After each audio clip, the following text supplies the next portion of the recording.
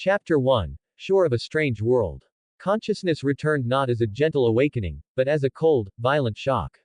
Saltwater stung my nostrils, and the weight of a world seemed to press down on me. Where am I? Panic, cold and sharp, lanced through my veins. I was in water, fully clothed, no, armored. Why was I so heavy? My last memory was of my own bed, the soft mattress and warm blankets. This was wrong. All of it was wrong.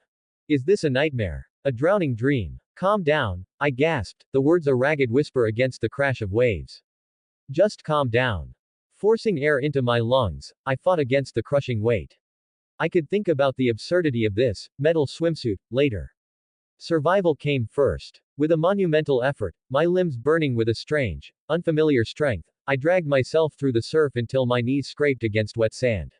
I collapsed, breathing in great, heaving gulps of air. The sky was a deep, star-flecked indigo, the first hints of dawn a pale line on the horizon. As my breathing steadied, a new realization dawned. My body felt different. Taller. The muscles in my arms and chest were denser, coiled with a power I had never known.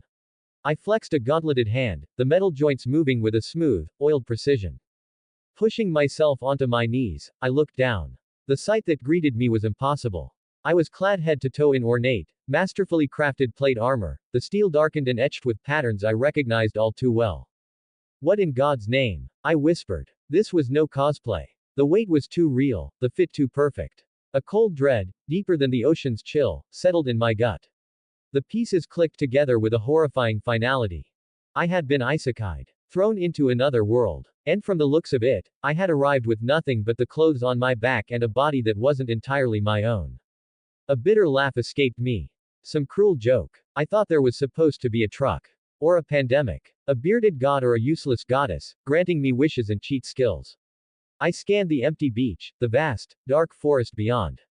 But this. Nothing. No guidance. No goal. Just, here. Frustration warred with fear. The being that had done this couldn't even be bothered to give me a manual. I was soaking wet, stranded, and utterly lost. My first priority was to get dry, but the armor posed a problem. How did I even get out of it? After a few futile minutes of fumbling at unfamiliar latches, I gave up. The plate wasn't as soaked as I was, the gambeson beneath had borne the brunt of the water. It would have to dry on its own. Inventory, then. What did I have? Instinct, born of 1,000 video games, took over. I waved a hand, trying to summon a screen. Nothing.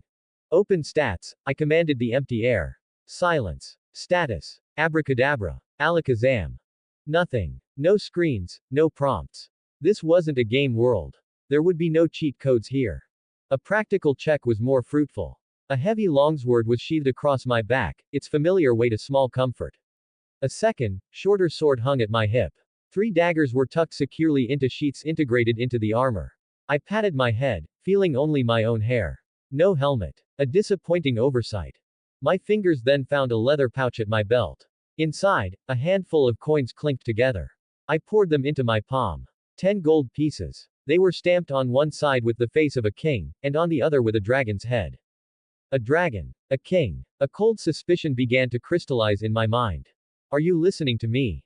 I called out to the sky, half in prayer, half in challenge. Whoever did this, a little guidance would be appreciated. Only the cry of a distant gull answered me. Sighing, I stowed the coins. At least I had some pocket money. The sun was rising now, casting a golden glow over the landscape. It was breathtakingly beautiful, and utterly desolate.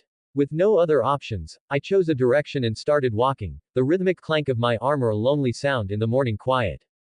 After perhaps an hour, the scent of wood smoke and salt-cured fish reached me. Cresting a small rise, I saw it, a small, poor fishing village nestled along the coast.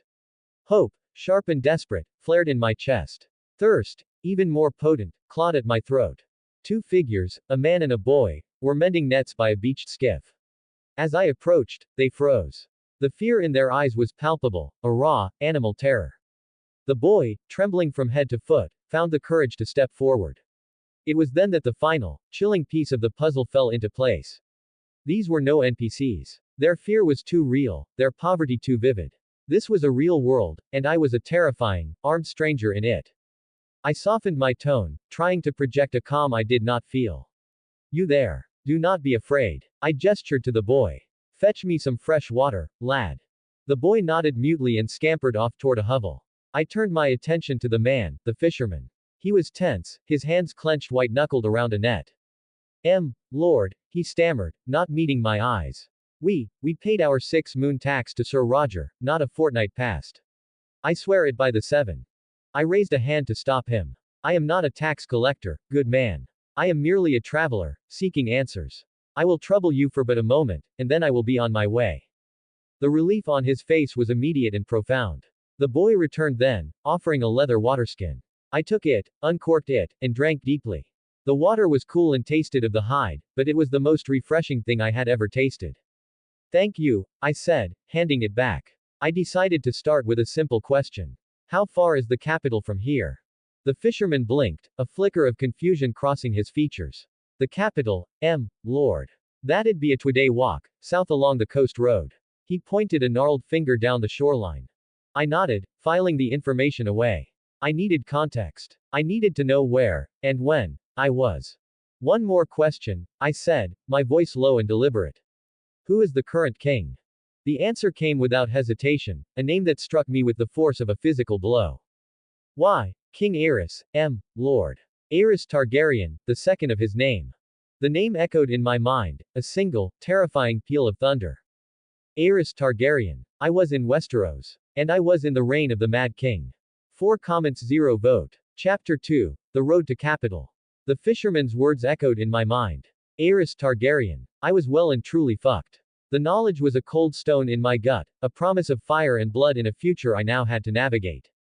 Yet, beneath the dread, a spark of excitement flickered. This was real. The shows, the books, the fanfictions, they were all just pale shadows compared to the salt-tinged air and the gritty reality of this shore. I was in Westeros. Before I left, the fisherman, whose name I never learned, offered me breakfast. My stomach growled in agreement, and I didn't refuse the kindness. His wife brought a wooden bowl of fish stew. It was salty and simple, but to my ravenous hunger, it was a feast. When I tried to press a copper penny into the fisherman's hand, he refused with a nervous shake of his head. Greed for gold is a dangerous thing, my lord, he muttered, his eyes downcast. A wise man in a world that punished wisdom. I placed the coin firmly on the stump he used as a chopping block. For your boy, then. For his future. The grateful, fleeting smiles from his wife and son were worth more than the coin. I gave my farewells and found the coastal road. Luck was with me, I soon came upon a merchant packing a wagon with barrels. A fish trader, he said, heading for King's Landing. His name was Rolf. I asked for a ride. He gave me a long, appraising look, from my armored boots to the greatsword on my back. Then, a jolly smile broke across his face. I've room. If you don't mind the smell of my wares, Esser. Harlane, I said, the name coming to me easily. Esser Julius Harlane. Then climb aboard, Esser Harlane. The company will be welcome. I hauled myself onto the seat beside him. The wagon gave a terrifying groan, the wood protesting under the combined weight of the fish, the trader, and my own heavily armored form. Rolf's smile faltered for a heartbeat, but when the axle held, he chuckled nervously and clicked the reins. He was a talkative man, curious as a magpie. Where was I from? Why come to Westeros? I spun him a tale I hoped would hold. A merchant's son from the free cities who found more profit in a sellsword's blade than a ledger book. I spoke of a journey to see the wonders of the 7 kingdoms, and a shipwreck in the recent storm that claimed all my companions and possessions, save for what I wore and carried. He clucked his tongue in sympathy. A harsh fate, Esser. The sea is a fickle mistress. Seeing an opportunity, I steered the conversation to practical matters. My education in currency was always in SOC coins, I lied. I find myself unfamiliar with the king's money. Rolf raised an eyebrow but, thankfully, didn't question why a merchant's son would be ignorant of such things. Simple enough, Esser, he said. 1 gold dragon is 30 silver stags. A stag will get you 56 copper pennies. You can buy a loaf of bread for 2 pennies, and a night in a common inn might cost you 10. I did the math in my head. The 10 gold dragons in my pouch were a small fortune. I exchanged one for a handful of silver, pressing 2 extra stags into Rolf's palm for his trouble and his information. He protested, but less forcefully than the fisherman. Our conversation meandered, eventually landing on the favorite topic of men everywhere, women. Rolf was particularly fond of a certain woman at a brothel in King's Landing, describing her entertaining talents with vivid enthusiasm. When the laughter died down, I ventured a more dangerous question.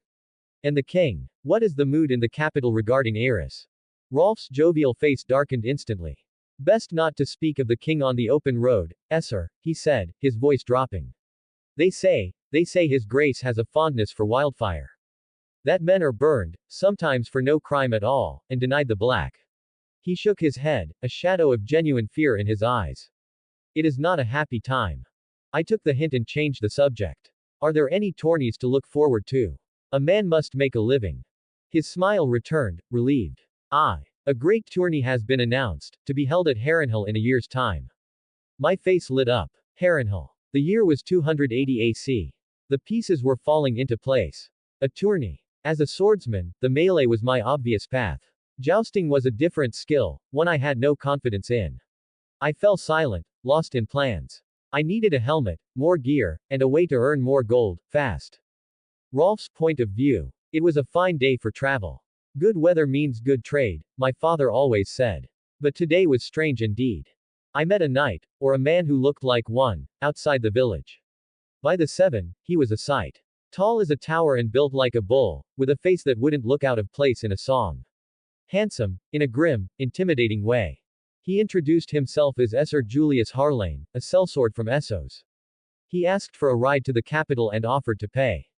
I agreed. What harm could it do? He wasn't going to steal my fish.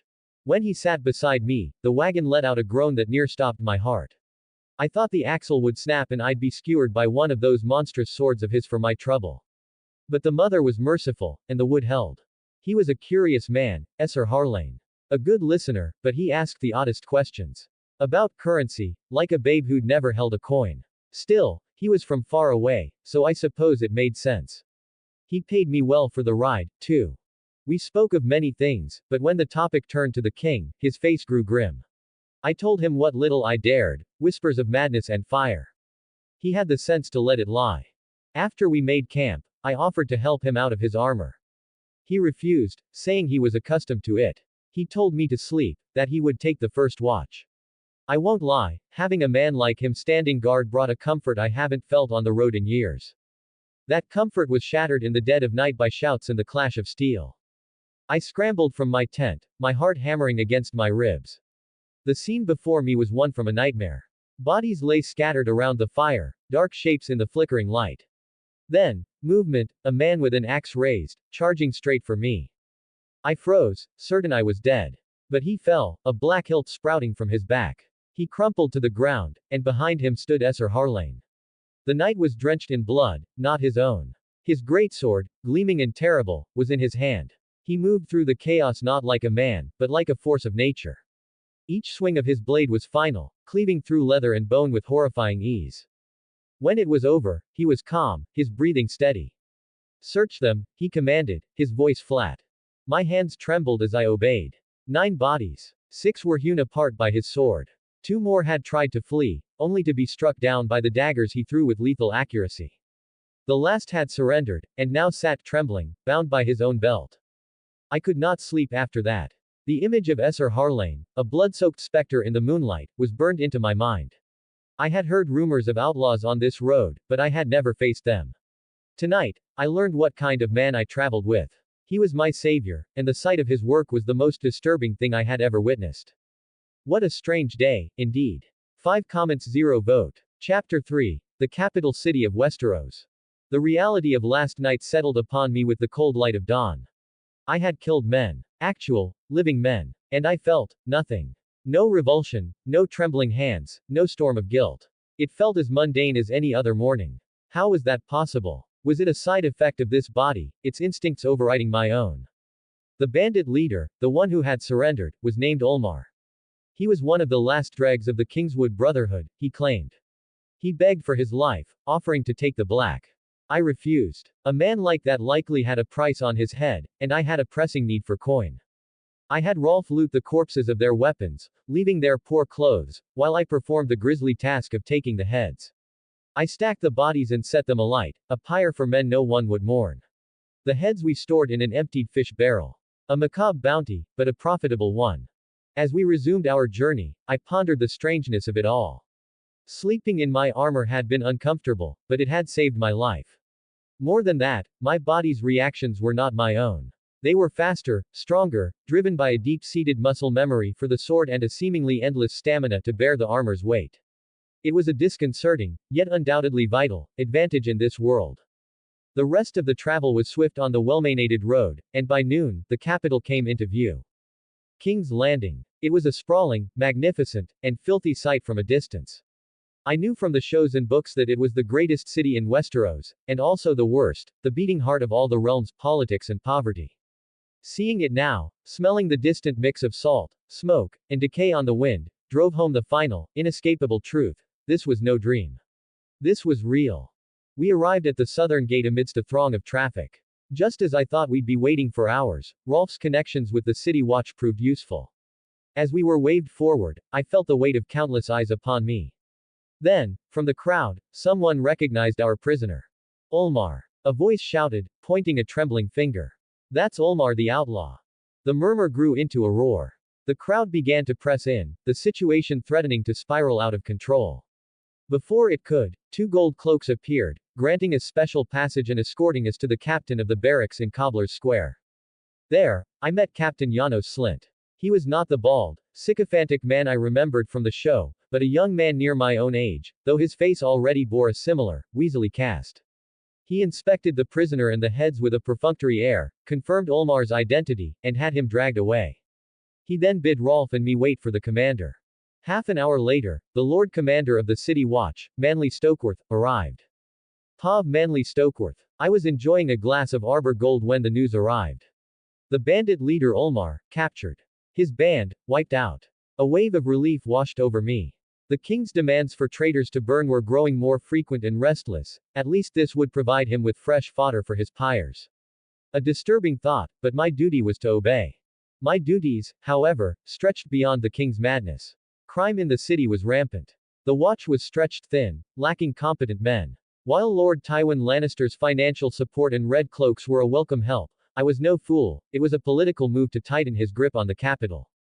Well, Tom, I said to my assistant. Let us meet the man who can single-handedly dispatch a band of outlaws. We found him in Slint's office. A well-armored man, tall as a tower, much like Lord Commander Hightower or Lord Baratheon. His sigil gave me pause, a white eagle on a blue field, reminiscent of House Mallister of the Riverlands, though not the same. Perhaps a bastard branch. The Mallisters were known for their height. I am Manly Stokeworth, Lord Commander of the City Watch, I began, taking my seat and gesturing for him to do the same. You have done a great service to the crown. From where do you hail, Esser? I am Esser Julius Harlane, my lord. I am from Essos, but I am well versed in knightly customs, he replied. His voice was firm, confident. Harlane. No house by that name came to mind. Essos, he claimed. And what brings you to Westeros, Esser Harlane? As you might guess from my story, my lord, I come from a merchant family of some wealth. My companions and I came seeking grand adventure, he explained, pausing for a breath. I had heard many stories of the Sunset Kingdoms and the wonders built by great men. But a storm took our ship. I am the sole survivor. A spoiled merchant prince, then. He likely bought his knighthood from some exiled hedge knight and learned fanciful tales that did not match the Seven Kingdoms' grim reality. How interesting. Tragedies happen, lad, I said, not unkindly. But you have solved your financial troubles. Here is your reward for the service you provided. Tom handed me a heavy pouch. The promised 20 gold dragons. We will, however, keep the outlaws' weapons. I handed him the pouch. He took it and gave a respectful nod. I am thankful for the reward, my lord. No need for thanks. You earned it. I considered him for a moment. He had the look of a fighter, something my watch desperately needed. I would ask if you had any interest in serving under me, but I suspect a man of your adventurous nature would decline. So, enjoy your stay in the city. I handed him a signed paper. Take this. It has my seal. And a piece of advice. Don't spend all that coin on whores. He looked surprised, then grateful. Of course, my lord. I thank you again for your consideration and advice. This will be most helpful. With a short bow, he took his leave. I turned to Tom as the door closed. Find Captain Slint. Tell him to hang those heads from the southern gate. I had a report for the small council, though I thought better of presenting the foreign knight. The lad would be chewed up and spat out by the politics of this city. Refusing a lord's offer could backfire on him, especially with players like Tywin Lannister and the king himself involved. Damnable politics. I was a knight, good with a sword, not with parchment and bribes. And speaking of bribes, I had reports that Janos Slint was lining his pockets from lords to whores alike. Gods, when did my life become this? Chapter 4. A moment of respite. The meeting with the Lord Commander had gone better than I dared hope. A part of me, fed on dramatic tales, had expected to be immediately swept into the games of the great lords. I had even steeled myself for a worst-case scenario, joining the Kingsguard, stabbing the Mad King in the back, and taking the Black, a bold, if suicidal, plan. Thankfully, that particular brand of madness had been avoided. I was not yet entangled in the political shitstorm of the capital. I had to remind myself I wasn't some shut-in who knew only games.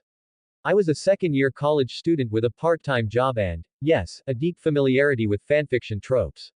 For a moment, I'd entertained the idea of killing Aerys to make Rhaegar king, solving everything. But no. That was a fool's hope.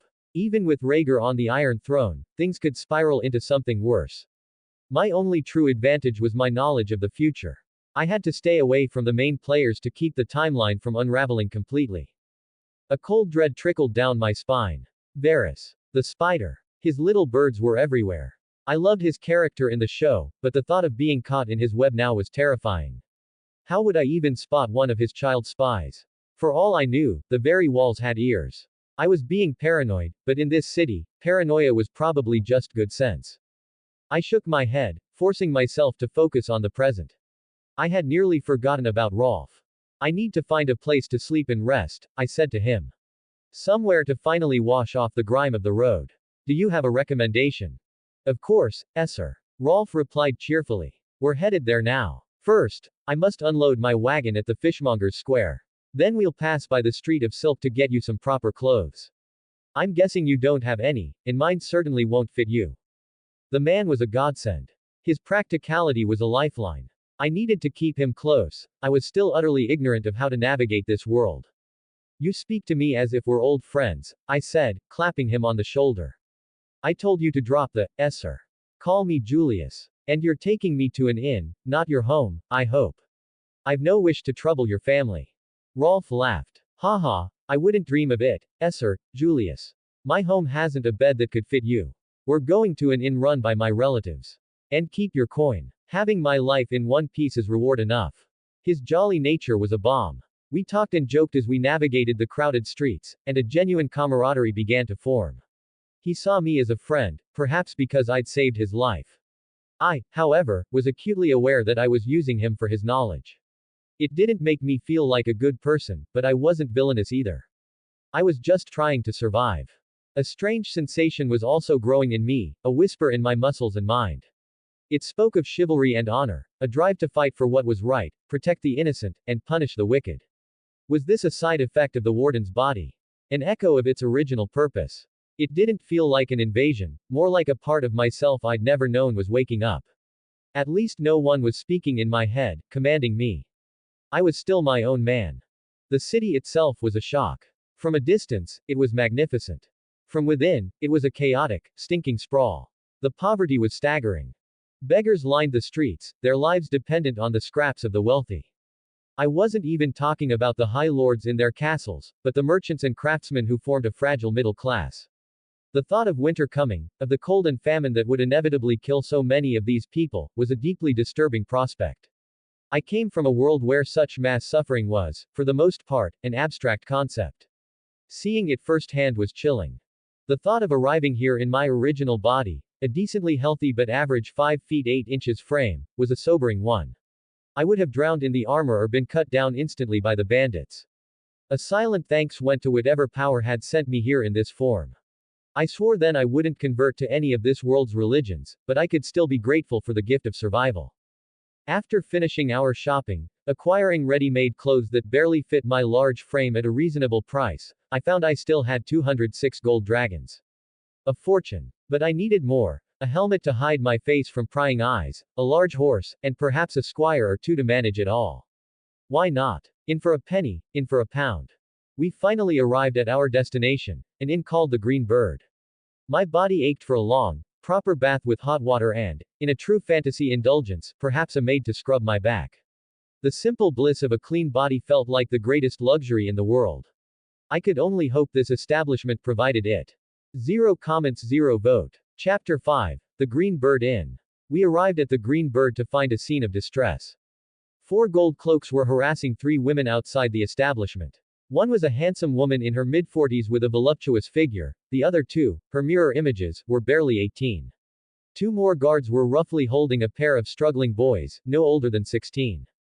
The older woman was shouting, her voice frayed with panic and anger, while the guards leered, their hands wandering scandalously over the girls. I saw Rolf's face darken with a familiar rage. These were clearly the relatives he had spoken of. What should I do? The answer was simple. I hate bullies. And I relish the chance to bully them in return. These gold cloaks needed a lesson in manners. My method of teaching was even simpler. I chose violence. I was upon them before they knew it. My gauntleted fists connected with jaws and noses. The sound of crunching bone and the spray of blood and teeth filled the air. The 4 I struck first went down in a heap, their faces rendered into unrecognizable, bloody messes. I had, perhaps, underestimated my own strength. The 2 holding the boys watched in horror, released their captives, and fled down the street, doubtless running to their superiors. The women were stunned, staring at the carnage with wide, terrified eyes. It was Rolf who moved to calm them, his familiar face a beacon in the chaos. After a moment, their panic subsided into relieved tremors. Rolf quickly explained who I was and our recent travels. In turn, I received the full story. The inn was run by his aunt, the landlady Miranda.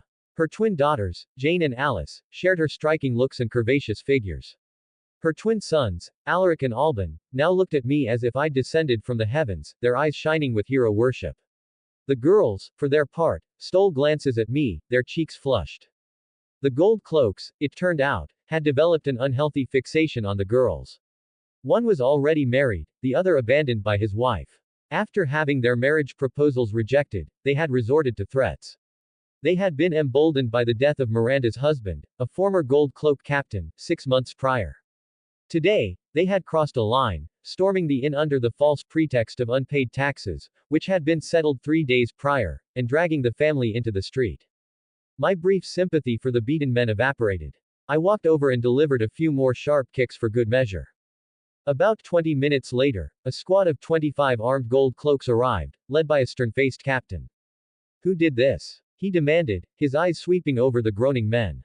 I explained the situation calmly, but he brushed aside my claims, intent on arresting me for assaulting his men. With no other choice, I presented the paper Lord Stokeworth had given me. The captain's demeanor shifted instantly. So, he said, his voice dropping, you're the hedge knight who dealt with those outlaws. So that was Stokeworth's game. By keeping my achievements quiet, he left me in a position where joining the city watch might seem my only option. A clever, if frustrating, move. Still, I was grateful he hadn't forced the issue. The captain now listened properly. After hearing the evidence, he declared the corrupt guards would be charged for damages, with dismissal from their posts as the penalty. I stopped him. They don't need to pay a coin, I said, my voice low. But if they ever try their luck again, I will take their lives as payment. The promise in my tone made the bloodied men pale, and they quickly swore it would never happen again. Once the gold cloaks had departed, Rolf finished reassuring his aunt, and we finally entered the inn. I booked a room for a month, one with a large bed, and requested a hot bath and a hot meal. I paid Mrs. Miranda 2 gold dragons up front, telling her to keep the change when she insisted the rent was only 20 stags. After Rolf bid his farewells, the girls showed me to my room. I took the chance to observe them more closely. They were indeed beautiful, with round faces, long caramel brown hair, and dresses that artfully accentuated their assets. It was no wonder they had attracted such unwanted attention. A chivalrous part of me wanted to strike up a conversation, but I suppressed the urge, focusing on getting settled. It was only when I stood alone in my room that I realized my predicament. I had no idea how to remove the armor. I had worn it so constantly it felt like a second skin, but now it was a tin cage separating me from a bath. I needed assistance. Swallowing my pride, I went back downstairs and found the girls cleaning. After an awkward moment, I asked for their mother. When Mrs. Miranda arrived, looking worried, I explained my problem. I require assistance to remove my armor. If one of your boys could help me. Before I could finish, the girls, over their mother's strong protests, volunteered for the job themselves. And so, I found myself in my room with all 3 women, ready to be undressed. Mrs. Miranda was the only one with any experience, having helped her husband. The girls, I suspected, were there out of rampant curiosity. To be honest, so was I. What followed were the 10 most awkward minutes of my life, or lives. As their hands fumbled with latches and straps, I realized this was not the fantasy world scenario I had imagined. This was just profoundly, excruciatingly uncomfortable. Zero comments, zero vote. Chapter 6. A bath, a feast, and a song. I was left with no choice but to accept my fate, my desire for a bath outweighing my embarrassment. I could only wonder how they were tolerating the stench coming from me. I pushed the thought aside and focused on the present. Madame Miranda did most of the work, her practiced hands finding the latches and buckles of my breastplate.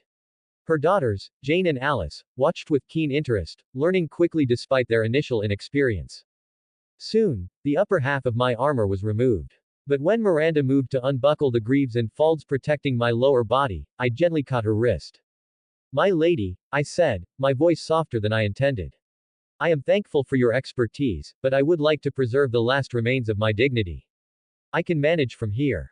She blinked, as if waking from a trance, and quickly regained her stoic composure, nodding in understanding. The same could not be said for her daughters, who looked profoundly disappointed, like children whose favorite mummers show had been cut short. Once they had left, I finished the task myself. I could hear the boys, Alaric and Alban, complaining to their mother in the hall, asking why they hadn't been called for a man's job, then badmouthing their sisters for taking their place. I sighed. It seemed my arrival was causing more domestic strife than I intended. After wrapping a towel around my waist, a knock came at the door. It was the boys, shuffling in to apologize for their family's behavior. I waved a dismissive hand. "It's quite all right. Was there something else?" They exchanged a look, equal parts embarrassed and eager. "Well, sir," Alaric began, "could we clean your armor and equipment?" I saw the hope in their eyes. Of course. They wanted to be knights, and this was the closest they could get to that dream. Who was I to deny them? It was the same dream that had drawn me to games like For Honor. "Go ahead, lads," I said. Their faces lit up as if I'd given them a chest of gold. A half-hour later, they informed me my bath was ready. I found a large wooden tub set up in a small, private courtyard. Sinking into the warm water was pure bliss. For a moment, everything was perfect. Then my peace was shattered. The squires returned, armed with a scrub brush and a torrent of questions about adventure and battle. My dream of a quiet, relaxing bath was well and truly over. After the bath, I dressed in my new breeches and tunic, feeling strangely exposed without the weight of my armor. Boredom soon set in. I missed the internet with a sudden, sharp ache. If any god was listening, a smartphone, even without a charger, would solve all my problems. Or even just a word of guidance. A knock interrupted my thoughts. "Yes, come in." It was Jane. "Sir Julius, dinner is prepared. If you are ready, please come with me." I offered her my arm like a gentleman from my world. She blushed prettily, uncertain, before tentatively linking her arm with mine. As we walked, I stole a glance at her figure. The new dress she wore did little to hide her generous curves, a silent, tempting call to touch. But I was a gentleman, or at least was trying to be, and I did no such thing. We entered the dining room to find everyone waiting. They had all dressed in their best.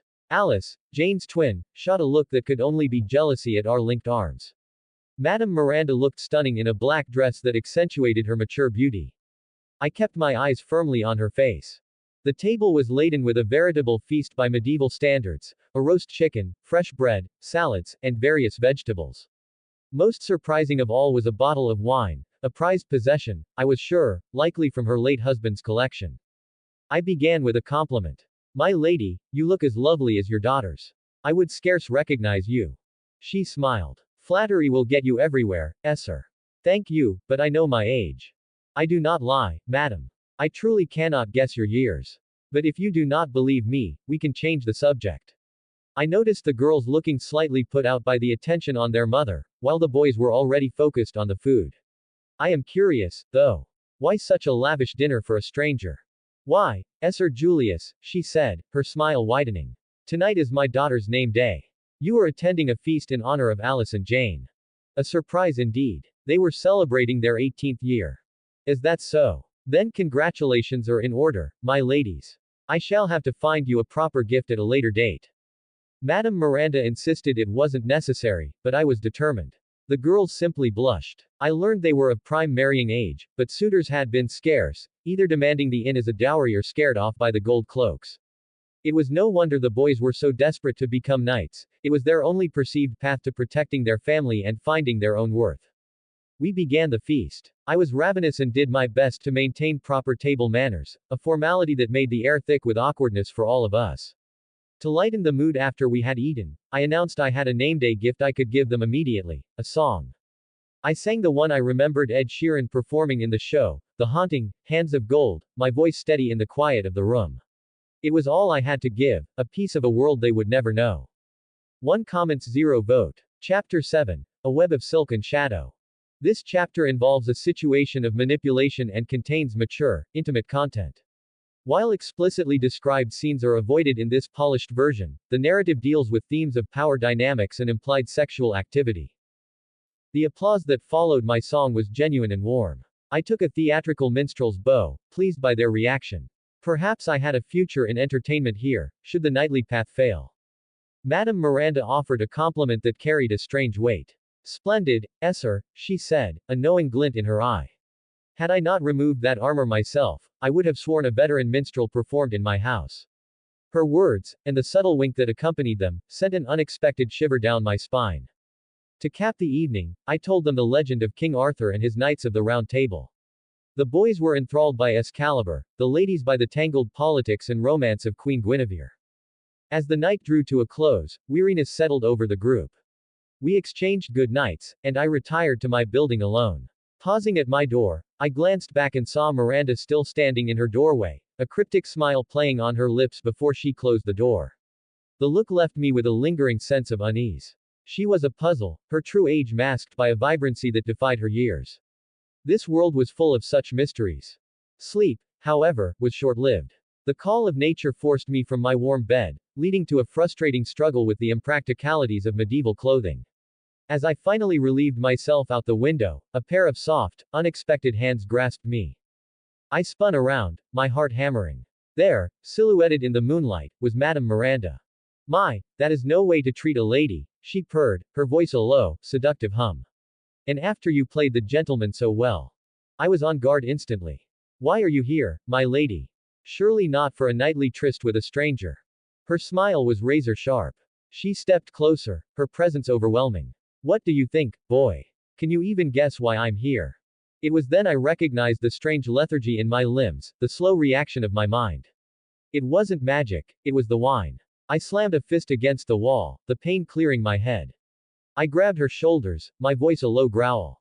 You practice alchemy. You drugged me. She remained impossibly calm, even impressed. Clever. And I am surprised you know of such arts. More so that you can withstand my mixture. Her plan was laid bare. The shared wine, the potion meant to lower my defenses. Leave my room, I warned, my tone leaving no room for argument. This is your last warning. Instead of retreating, she moved with a predator's confidence. You have no choice here, boy, she whispered, her hands expertly working to arouse me despite my anger. I know what you fear most, and you will do as I say. Your reputation. A false accusation from me would see you castrated or sent to the wall. Who would they believe? A respected widow, or a foreign hedge knight? Her words were a cold dash of reality. In this world, reputation was a currency more valuable than gold, and mine was fragile indeed. She had me cornered, and she knew it. The fight drained from me, replaced by a grim acceptance of her game. But as her manipulations continued, a different kind of fire ignited within me, a cold, calculating anger. If this was a game of power, I would not be a pawn. I pulled her to me, my movement decisive. And what is stopping me from making the threat real? I challenged, my voice dropping. A wicked grin spread across her face. Oh, can you? Have you ever even taken a woman, boy? That final taunt, the dismissal in her voice, shattered my last restraint. A raw, primal energy surged through the warden's body. Logic and consequence were burned away by a fierce need to dominate, to turn her own game against her. I did not give her the gentle coupling she might have expected from a green boy. I took her with a rough, demanding intensity that was as much an assertion of control as it was a release of pent-up frustration and power. The warden's body knew a different kind of combat, and tonight, she was the battlefield. Later, as the haze of passion and rage receded, we sat in the wooden tub in the courtyard, the warm water doing little to ease the new tension between us. I had her sit in my lap, my arms around her, not in affection, but in possession. The dynamic had shifted. Now, I said, my voice low and steady. You will give me answers. Why this charade? And why did none of your children wake? She leaned back against me, a faint tremor in her frame. They took a sleeping draught with their supper. As for Rolf, he spends his nights at a brothel. She took a slow breath. I was born in Lee. My mother was a courtesan, my father, a bastard of the Blackfire line. I was trained in the arts of assassination, poison, and seduction. The pieces clicked into place. Lee. It explained her beauty, her skills, her agelessness. You were a Blackfire agent. Was, she emphasized. I was captured during the War of the Ninnepenny Kings by a man named Raymond Flowers, a captain in the Tarley forces. He was kind. He spared me, brought me here, and built this life. The Blackfires are dead. My loyalties died with them. And your youth? Is that lies and magic? A temporary measure. It grants a decade of peak vitality, but at the cost. I could only bear children twice. A safe price for the time it bought me. It was a staggering revelation. I was entangled not just with a lonely widow, but a former spy and assassin from a dead, rebellious house. The danger she represented was immense, but so was the potential value of her knowledge. As the water cooled, I felt a familiar stir of arousal. The warden's stamina was, it seemed, as superhuman as his strength. I turned her in my lap, my intent clear. She met my gaze, her earlier manipulation gone, replaced by a look of raw, weary anticipation. This was Westeros. Alliances were forged in steel, gold, and blood. Perhaps they could also be forged in the shadows of the night. I carried her back to the room, the political landscape of my new life now irrevocably complicated. 0 comments 0 vote. Chapter 8. Morning workout. I awoke at dawn, a habit that felt like second nature to this body, despite the short and eventful night. The space beside me was empty. Miranda was gone. A wave of relief washed over me. The last thing I needed was for her children to discover I had been bedding their mother. After a moment to collect myself, I rose and dressed in the fresh clothes I had bought the day before, the simple tunic and breeches a welcome change from the constant weight of steel. In the courtyard, I found Alice sweeping. She looked up, her face brightening with a smile. Good morning, Sir Julius. And to you, Lady Alice, I replied, giving a small wave before splashing cold water from a pitcher onto my face. The shock was bracing. When I looked up, Alice had scurried back into the main house, returning a moment later with a clean towel.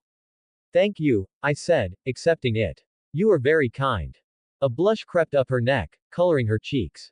It is nothing, Sir. To steer the conversation, I asked, where is everyone this morning? Jane is washing the plates from breakfast. The boys have gone to the well for water. If they do not go early, the line becomes very long. I nodded. It was a simple, stark reminder of the realities of life here. And your mother? Does she sleep later than the rest of you? She is still abed, Sir. But no, she does not usually. I tried to wake her, but she said she was not feeling well. Alice looked genuinely concerned. I feigned a sympathetic expression. I hope it is nothing serious. Oh, I am sure she will be fine, Alice assured me quickly. She said she just needed rest and would be back to her duties soon. I knew exactly why she needed rest, and a faint, sympathetic ache in my own muscles confirmed it. With the morning stretching before me, I decided on a course of action. It was time to test this body's instincts properly. I fetched one of my longswords. I had never truly inspected them before. The blade was not Valyrian steel, but a strange, dark metal, devoid of any Damascus pattern, yet it felt flawlessly balanced in my hand. A serious weapon. I began with simple drills, but as my concentration deepened, a floodgate opened. It wasn't just movement, it was a torrent of emotion and memory, the sharp focus of a duel, the controlled chaos of a shield wall, and the stern, demanding presence of a mentor named Apollyon. These were the warden's memories, etched into the very muscle and bone of this form. It was both exhilarating and terrifying. When I finally surfaced from the trance-like state, I was sheened in sweat. I pulled my shirt off over my head, the morning air cool on my skin, and noticed my audience. The boys had returned, their eyes wide with admiration. The girls, Jane having joined her sister, watched from the doorway, their blushes unmistakable. Seeing the boys' eager faces, I made a decision. Do you wish to learn how to fight? I didn't need to hear their answer. For the rest of the morning, I drilled them in basic stances and simple, effective hand-to-hand maneuvers. They were strong, healthy lads with good stamina, and they followed instructions without question.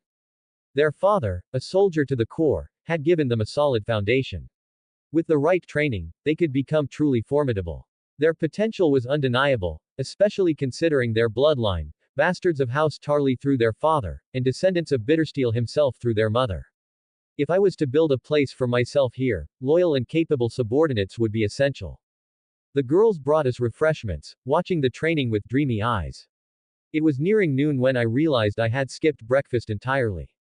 When I asked about lunch, the girls snapped to attention and hurried away to prepare it, bringing a simple meal to my room shortly after. Later, Rolf arrived, looking refreshed and jolly. I was keen to see the city, and having a guide was far preferable to wandering alone. After some jesting about his night at the brothel, I enlisted Alban and Alaric to help me back into my armor. The weight of the plate was a familiar comfort now, a symbol of status and security in a dangerous world. Right, I said to Rolf, settling my second sword at my hip. Our first stop is the Street of Steel. Then, a horse trader. I need a mount that can carry this weight. I paused, a thought occurring. And after that, perhaps a walk through Flea Bottom. Rolf raised an eyebrow. Flea Bottom, sir. It's a foul place. I've heard, I said, a plan forming. I'm looking for a man. A smuggler, they say is honest. Name of Davos. 0 comments 0 vote. Chapter 9. The Street of Steel and Silk. The Street of Steel was a cacophony of industry and commerce. The air rang with the constant, rhythmic hammering of 100 smiths, punctuated by the shouts of traders and the clatter of hooves on cobblestones. The street climbed Vysenya's Hill from Fishmonger's Square, a river of humanity flowing between shops and forges. Knights in worn surcoats examined new blades, lord stewards haggled over prices, and everywhere was the smell of smoke, hot metal, and sweat. My companions seemed overwhelmed by the chaos, but I had a specific goal. I stopped a grimy apprentice carrying a bundle of spearheads. I'm looking for the shop of Tobo Mott. Do you know it? The boy pointed a soot-stained finger up the hill. Top of the street, sir. Can't miss it. Rolf looked at me, curiosity plain on his face. This Mott, sir. He is someone special. He's a master smith from Kohor, in Essos, I explained, weaving a half-truth. The smiths there are renowned for their work with steel. I heard his name mentioned in the free cities. I left out how I truly knew of him, and we resumed our climb. After an hour of navigating the bustling street, we found it, a shop that stood out for its relative quiet and clean display. Inside, the air was still hot, but the clutter was organized. Tobo Mott himself, a massive man with a forked, white-streaked black beard, greeted us. His eyes, however, didn't linger on my face for long. They were immediately drawn to my armor, scanning the dark metal and intricate articulations with a practitioner's keen interest. He saw what others missed: the superior flexibility, the unique craftsmanship. Rolf's cough finally broke his concentration. Mott's gaze shifted, and he adopted an air of practiced arrogance. My work is costly, he declared, his voice a low rumble.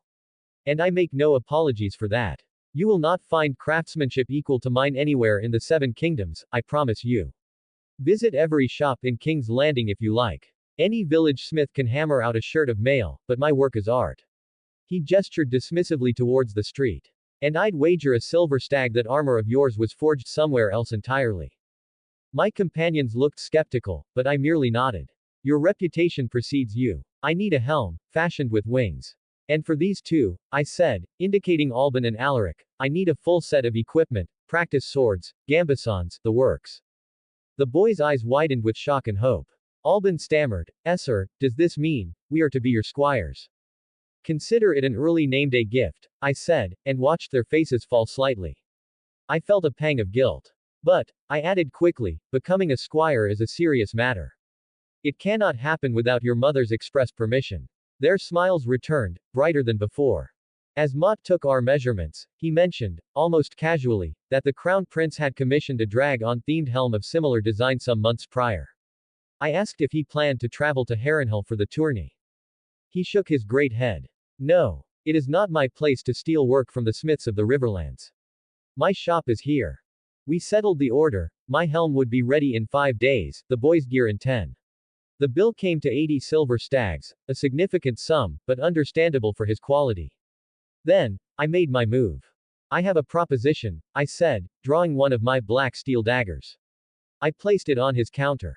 For the right price, I would part with this. Mott picked it up with an amused curiosity that quickly hardened into intense focus.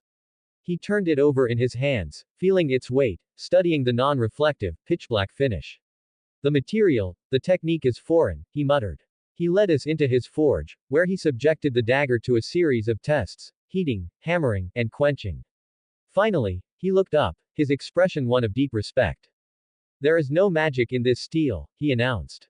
But it is stronger, more resilient than any castle-forged steel I have seen. I can rework Valyrian steel, but this is a different art entirely. He made his offer. 100 gold dragons now. Another 50 in 3 months' time. And your order will be free of charge. The man was clearly wealthy, no doubt from his work for the crown. Though I knew the dagger's value to a craftsman like him was likely higher, I saw a greater prize. I waved a hand. Keep the future payment. Take it as a token of friendship. Call me Julius. But, I said, my tone firming, my armor is not part of this bargain. I saw the hunger in his eyes.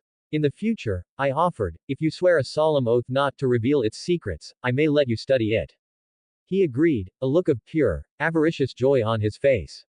I had bought myself a powerful, if specialized, ally. We left his shop far richer than we had entered. My next destination was the Street of Silk on Rhaenys' Hill. The place was infamous, home to the largest brothels in the Seven Kingdoms, but I had no interest in their services. The risk of disease or a chance encounter with a faceless man was too high. I found the most reputable tailor, a slender man from Lee with sharp eyes. I described what I wanted: an outfit of fine, black leather, a long coat, trousers, a vest, and gloves, all tailored for movement and imposing style, reminiscent of a nobleman from a forgotten world. The tailor looked skeptical, taking my measurements with a delicate touch.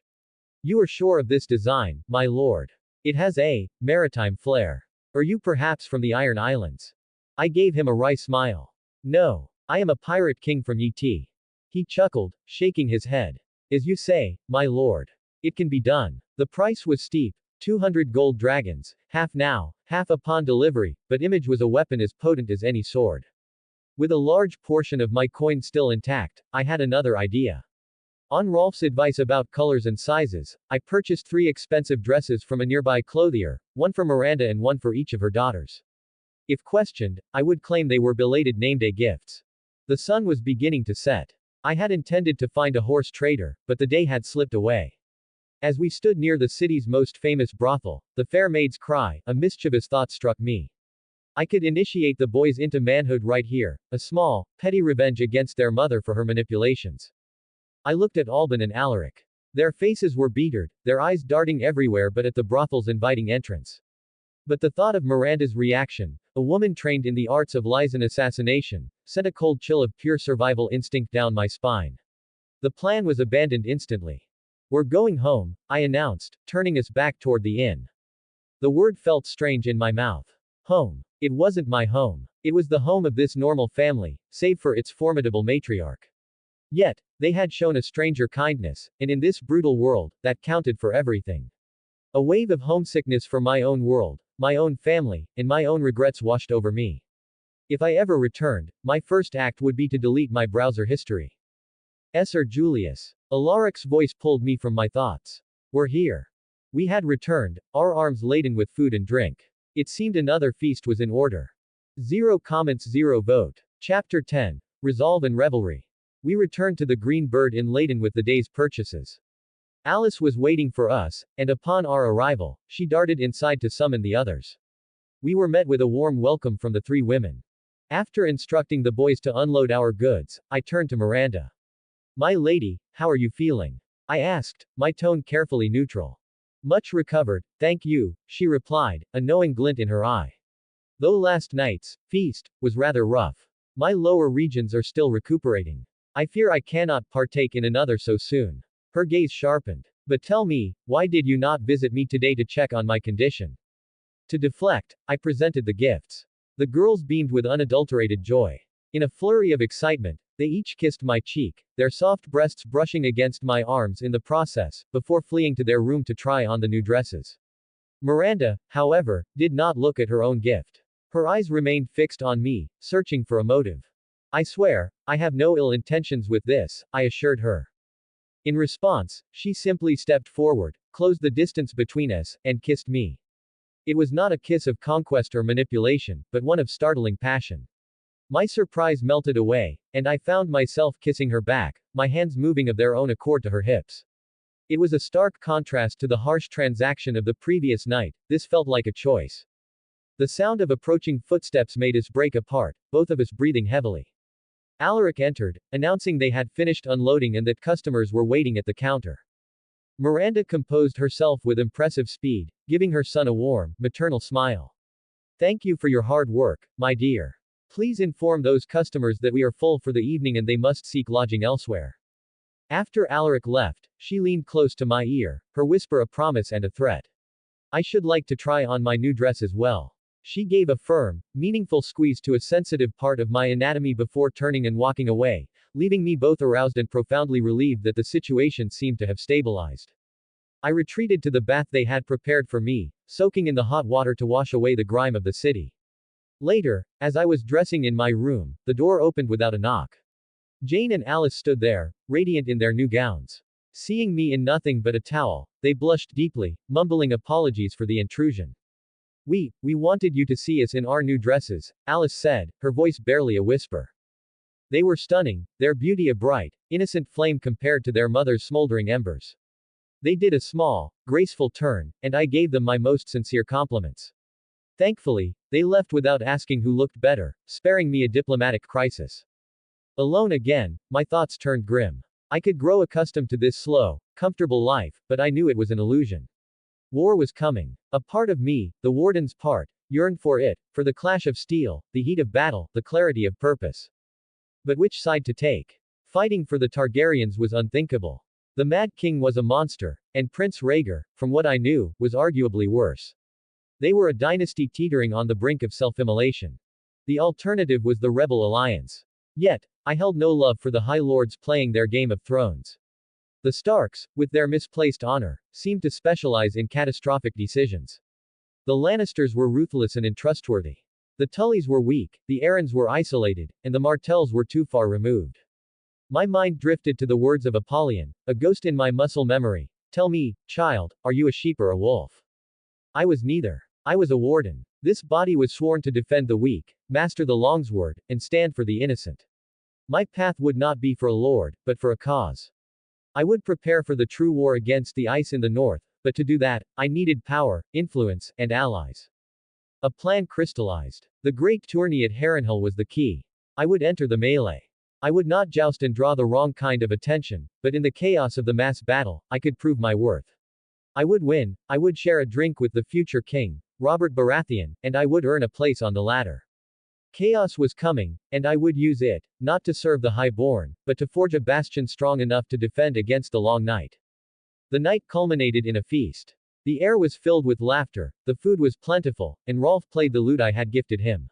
We ate, we drank, and we danced, Miranda, her children, Rolf, and I.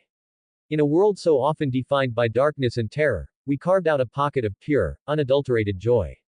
For one night, the looming shadows were held at bay by the simple, defiant act of happiness. 3 comments 0 vote. Chapter 11, Foundations and Farewells. A month passed in a whirlwind of activity. I had thrown myself into improving the Green Bird, transforming it from a simple inn into a thriving restaurant. The family's exceptional cooking skills were the cornerstone, and with Rolf's head for numbers as our cashier, we flourished. A bit of strategic rumormongering, the medieval equivalent of advertising, made the new Green Bird the talk of the area. We expanded, taking over the second floor, a move that, unfortunately, cost me my room. I relocated to the main house, taking a room opposite the boys'. My presence served as a deterrent to would-be troublemakers, though I learned to be a subtle guardian. Overt intimidation was bad for business. We hired a few retired prostitutes as serving maids, a move that proved both popular and profitable. With the business running smoothly, my time was freed for other pursuits. I devoted my days to training Alban and Alaric. The boys were diligent, their bodies transforming with new muscle and height as they ate and drilled with single-minded focus. My nights were for lessons of a different kind with Miranda. Under her tutelage, my grasp of the King's Landing dialect became fluent, and I learned the elegant dances of her native Lee. Jane and Alice, meanwhile, grew bolder. During my lessons with their mother, they would often interrupt, claiming boredom, hugging me from behind or playfully covering my eyes, demanding I play the guitar instead. Their affections were a sweet, constant distraction, a storm of youthful energy I carefully navigated. Beneath this idyllic surface, however, a grim purpose drove me. I knew this city would burn. I couldn't be here to protect them when it happened, nor could I realistically take them with me. My solution was a secret project, an underground bunker, hidden beneath the stable. With my unnatural stamina, I excavated the space, the boys discreetly helping me dispose of the soil outside the city walls. I stocked it with a month's worth of supplies for 20 people, along with wine and games to pass the time. It was a desperate measure for a coming nightmare. I also ventured into Flea Bottom, a festering slum that was every bit as terrible as described. My goal was to find a man named Davos. After a day of searching, I found him surrounded by a community that eyed me with open hostility. He was a man in his mid-30s, with a weary but resolute face. "Are you the one they call Davos?" I asked. That's my name," he replied, his stance guarded. "What can I do for you, sir?" "Relax. I'm not here to deliver the king's justice. I only wish to have a word, if you have the time." I let my gaze make it clear that refusal was not an option. "I've time," he said, his voice steady. "I'll answer your questions, sir, but I'll take no blades against my friends." I respected his loyalty. "I can see your friends won't abandon you. I'm not here for that." I extended a hand. "Sir Julius Harlane, from Essos. I need information on navigation and the logistics of moving goods discreetly." We spoke for a long time. He was sharp, pragmatic, and possessed a core of common-sense morality that was rare in this world. Before I left, I gave him a task and 2 gold dragons as advance payment. "I need dragonglass, smuggled from Dragonstone. And any whispers you hear about the Crown Prince." He didn't question why, simply nodding as he pocketed the coins. I had found a valuable, if unofficial, ally. Despite all this, a restlessness grew in me. I had purchased 3 horses, a large white destrier I named Stormwind, and 2 roundseas for the boys. With 11 months until the tourney at Harrenhal, I needed to leave King's Landing. The constant, tempting proximity to Jane and Alice was a strain on the chivalrous discipline this body afforded me. I had no intention of marrying yet, and the political complications of such a match were a future problem. I needed to see the 7 kingdoms, to breathe air that wasn't thick with impending doom. On the eve of my departure, I found Miranda waiting for me in the stables, the moonlight silvering her hair. Later, as we lay together in the quiet aftermath, she played with my hair, her voice soft. "What is your goal, Julius? What are you trying to accomplish?" She paused. "And what of my daughters? Do you intend to make one your wife?" The question was a bucket of cold water. I shifted, creating a small space between us, the gravity of the moment settling in. This was the crossroads. "I care for them too much to offer them a life in the shadows," I said, my voice firm. "A mistress has no security, no honor. You, of all people, know the price of that life. I will not inflict it on them. They deserve husbands who can give them their name, their protection, and a place of respect. I cannot be that man, and so I will not dishonor them with a half measure." She was silent for a long moment, studying my face in the dim light. I saw no anger, only a weary acceptance. "They will be heartbroken," she finally said. "And that is a cleaner pain than a lifetime of dishonor," I replied. "It is the only honorable choice I can make." My next words were for her. "And this, between us, it cannot continue, Miranda." She raised an eyebrow, a ghost of her old smirk returning. "Oh. Found me lacking, have you?" "Quite the opposite," I said, meeting her gaze squarely. "It is a complication I can no longer afford. You are the mother of the boys I hope to mentor. You are the anchor of this family. What we have done, it was a consequence of a strange night and 2 strangers finding common ground. But I am a stranger no longer. To continue would be to risk everything you have built here, and everything I hope to build. It would be a betrayal of your son's trust." The smirk faded, replaced by a look of stark clarity. She was a pragmatist at her core. She understood power, alliances, and survival better than anyone. She nodded slowly, a single, decisive motion. "It seems the student has learned his final lesson," she said, her tone a mixture of respect and finality. She stood, gathering her torn dress around her with a dignity that defied the setting. "You are making the right choice. For all of us." She paused at the stable door, a silhouette against the moonlit courtyard. "Protect my sons, Sir Julius. That is the only promise I will ask of you. You have my word," I vowed. And with that, she was gone. The chapter had closed. The future, with all its perils and promises, began at dawn. 0 comments 0 vote. Chapter 12. A Squire's Perspective Alarix Pav. I grew up in a happy family. We had a stern father, a loving mother, 2 older sisters, and my twin brother, Alban. Our cousin Rolf was like another brother to us. When we were little, our sisters filled our heads with songs and stories of knights and their valor. Mother and father, though, never shared that fascination. Mother isn't from Westeros, so we understood her indifference. But father once told us that the men of his house, House Tarly, were not much for knighthood. They make high-disciplined soldiers and generals, he'd said, with a note of pride. In King's Landing, we saw knights from all sorts of houses, but the King's Guard stood out the most. They were the greatest in the 7 kingdoms. My favorite was Sir Arthur Dane, while Alban loved to boast about Sir Barristan Selmy. We'd heard how the King's Guard defeated the Kingswood Brotherhood and how Sir Arthur personally slew the Smiling Knight. We also learned that the son of the Hand, Lord Tywin Lannister, Jaime Lannister, had become the youngest knight in history. I remember once, Alban and I asked father if he was a knight. He replied with a snort. I'm no knight. I was a soldier from House Tarly. I fought in the War of the Ninnepenny Kings, and there I met your mother. His face grew somber. But before the war, my father, the Lord of Hornhill, ordered me to join the Night's Watch. When I returned from the war with your mother, he banished me from his house for bringing home a whore. A deep sadness was in his eyes. Before I left, he made me swear an oath that I would never take the name Tarly, and that my children would have no claim to his house.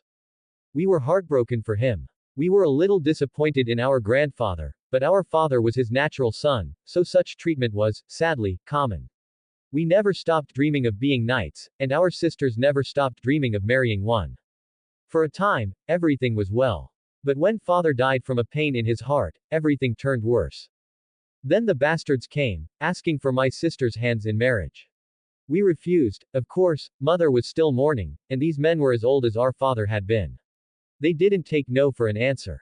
They started harassing our customers, and some of our neighbors even joined their cause. Mother tried to arrange other matches, but the suitors were either just as bad or too cowardly to stand up to the bullies. Our cousin Rolf helped as much as he could, but he had his own work. The worst day came when those gold cloaks broke into our house and dragged us into the street, accusing us of not paying our taxes. But we had paid the other group that came just days before. They accused us of treason and threatened to bring us before the king if we didn't comply with their wishes. I was so angry, watching one of them put his hands on my sister. I tried to attack him with a knife, but someone grabbed me from behind. I was helpless, struggling in his grip, and Alban was in the same state. Then, a miracle happened. A man came from behind them and started laying into the gold cloaks. A single punch from his gauntleted hand was enough to put any of them down. We were shocked by our sudden savior. When Rolf explained things to mother, all we could do was stare at the knight. The way he said, "It is a knight's duty to protect the innocent," didn't sound quite like the songs. It was harder, more real. His demeanor, his armor, his very presence, we could do nothing but gawk. Well, I mean, observe. Before we could even thank him, mother ordered us to clean up the mess. Then more gold cloaks arrived with reinforcements. We just watched, terrified, as he managed their captain with nothing but a piece of paper. And we heard him threaten them with death if they ever tried it again. Later, he asked for a bath. Alban and I hurried to help, realizing he had no squire. Surely, he would call for us to help him remove his armor. We rushed inside, but mother stopped us, saying it was already done. We were so angry, shouting at her, thinking the knight was just another bad man in shiny armor. But after mother explained it was our sisters who had insisted, we understood. We apologized and went to him, offering to clean his armor. He just smiled and gave us permission. We asked him 1,000 questions about his adventures and learned of wonders in Essos. He had a fascinating story for everything. He became like a member of the family, and to us, he was the reliable older brother we never had. By the gods, how could one man have mastered so many things? He changed our lives in ways we couldn't have imagined, and for the first time, my dream of becoming a knight felt truly possible. I won't lie, my sister's obvious affection for him was sometimes annoying. When he gifted us our equipment, we thought he would officially take us as his squires. When he said it was just a name-day gift, our dreams shattered like ice. But he was only jesting. With mother's permission, we became his official squires. He transformed our home into what he called a coin-hoarding machine, and we grew wealthy in less than 2 months. I'll admit, I once wondered if he was doing it all to win my sister's favor. But he never acted on it. He was always respectful, almost distant with them in a way that confused me but also made me respect him more. He was a true knight, not just a man in armor. So when he announced he would travel to the Reach and take us with him, Alban and I were overjoyed. We had never been outside the Crownlands. The same couldn't be said for my sisters. They couldn't come with us, and the fact that Sir Julius was leaving shattered them. They cried in their beds, and we tried to comfort them, promising we'd bring him back. But he will find another woman there. Jane cried. He will stay with her and never return. We left them to Mother's counsel and began our own preparations for the journey. I was truly excited. If we found some outlaws on the road, we could show them the training we'd had with Sir Julius. And from the look in Alban's eyes, he was thinking the exact same thing. Chapter 13. A Song in the Reach. I, Julius Harlane, a knight of another world, was finally leaving the stinking city of King's Landing behind me. After 2 months, my departure was as quiet as I could make it. The previous night had been difficult. It was not a night of passion, but of painful farewells. Jane and Alice had come to me, not with demands, but with tears and quiet pleas. It had taken all my resolve to hold fast to my decision, to explain once more that I could not offer them the future they dreamed of. The memory of their heartbroken faces as I left that morning was a heavier burden than any armor. Miranda had simply watched me go, her expression unreadable, a silent acknowledgement of the complicated truth we shared. I rode away from the Green Bird carrying their kindness and their sorrow, a debt I wasn't sure I could ever repay. After several days on the road, we reached the lands of House Footley. The sprawling, fertile fields of the Reach were a welcome balm after the capital's stench and strife. We arrived at the town of Tumbleton a few hours later, seeking a night's rest at a reputable-looking tavern. Stable boys took our horses, and I paid them well. I carried my guitar on my back, while my squires, Alban and Alaric, proudly bore my swords. The weight was a challenge for them, but they had asked for the duty. My entrance turned heads. A knight in strange armor, carrying an unknown instrument, flanked by 2 well-equipped squires was not a common sight. I found an empty table and ordered a strong ale for myself, and meat stew and bread for the 3 of us. The tavern was well appointed, its patrons wearing fine clothes and armor adorned with various sigils. I spotted the golden rose of House Tyrell on several men-at-arms. What is a Tyrell contingent doing here? I wondered. After we ate, I overpaid the serving woman for the meal with a silver stag, a gesture of simple generosity that earned me a surprised but grateful smile. Then, I took up my guitar. The room fell into a curious hush. I began to play, my voice filling the space with the haunting melody of I See Fire. Oh, misty eye of the mountain below. The song, a lament for a home threatened by flame, felt strangely fitting for Tumbleton, a town twice burned in the Dance of the Dragons. As the last note faded, the tavern was utterly silent for a moment, then a storm of applause erupted, led by a large man in expensive green velvets. The man introduced himself with booming cheer. Lord Mace Tyrell, Lord of Highgarden, Defender of the Marches, and so on and so forth. He was accompanied by 2 strikingly beautiful women he introduced as his sisters, Lady Mina and Lady Janna. Both possessed a sharp, clever beauty that was immediately captivating. Lady Janna, the unwed one, caught my eye and offered not a blush, but a knowing, assessing smirk. I introduced myself and my squires with a respectful bow.